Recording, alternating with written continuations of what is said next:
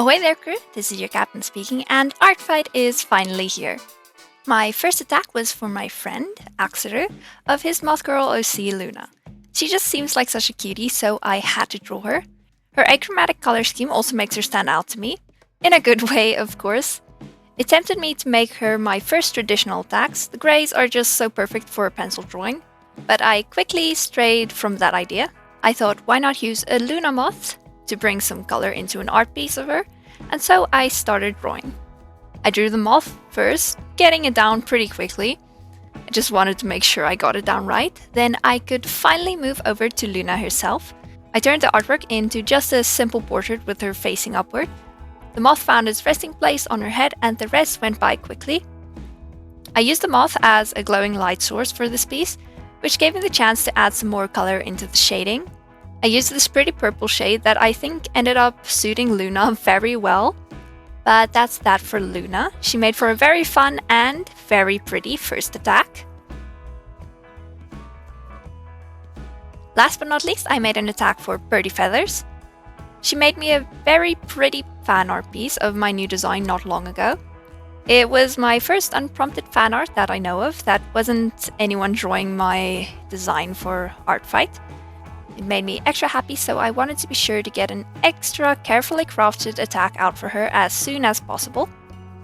Before I talk about the artwork though, let me tell you a bit about the character I chose to draw, Atlas. I chose to draw them because of their hair. It gives off a holographic feel and just looks so cool. They work at a supermarket checkout, but they hate it. They would much rather have the job of Bee, another one of Birdie Feathers' characters. Bee works in a plant shop, so I wanted to bring some plant motifs into both the piece and Atlas's outfit. Their outfit is a mishmash of my ideas and one that was on one of the references. As for Atlas's pose, I was going to draw them pointing their finger gun at Bee. I thought it would be a cute idea to refer to them idolizing her job, but the artwork ended up taking way too long, so I had to rein myself in there. I only allowed myself a specific amount of time per attack this week, since I only had a few days to draw. But here is Atlas. They came out very pretty. I'm really proud of this one. Just popping in to remind you to like the video, which I assume you do if you made it this far, and subscribe to join a little pirate crew. And now for the super secret, not so secret part of the video. A little character redesign I wanted to get done this month, and the lucky character is Rowan. I still like his outfit a lot, but his hair needs some fixing.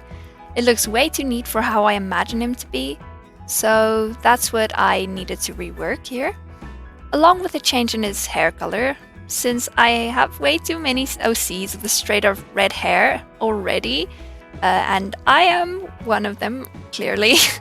I also never really properly drew his wolf form, so that's something I know I need to do. He did end up looking more fox-like with the fluffy tail, but I want it to be fluffy, so let's just suspend our disbelief. Other than his visual design, I really want to give him a bit more of a story. Rowan was raised amongst a human family. From a young age, he was odd.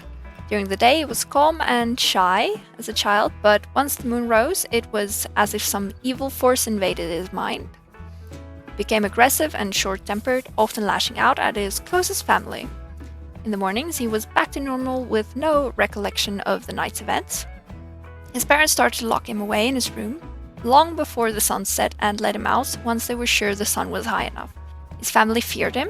His appetite for meat, the bloodier the better, only furthered their fears. As he continued to grow, he developed inhuman features, his ears and tails of a canine. And then on one fateful night, he snapped and the wolf inside him took over. He tore down his door and anything or anyone that crossed his path was torn to shreds. Bloody and bruised, he awoke far from home in the clutches of a monster hunter. Most would attribute his transformation to lycanthropy,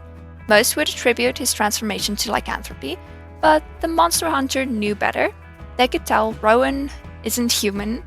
He's an animal spirit having a hard time to control his powers. It had likely been switched at a young age with a human baby. Rowan is a changeling. But here's the new Rowan. I accidentally deleted his Artfight page instead of archiving it, so I had to make a new one. So his old design's attacks aren't linked on it, but luckily he's up there now, so feel free to attack my little boy.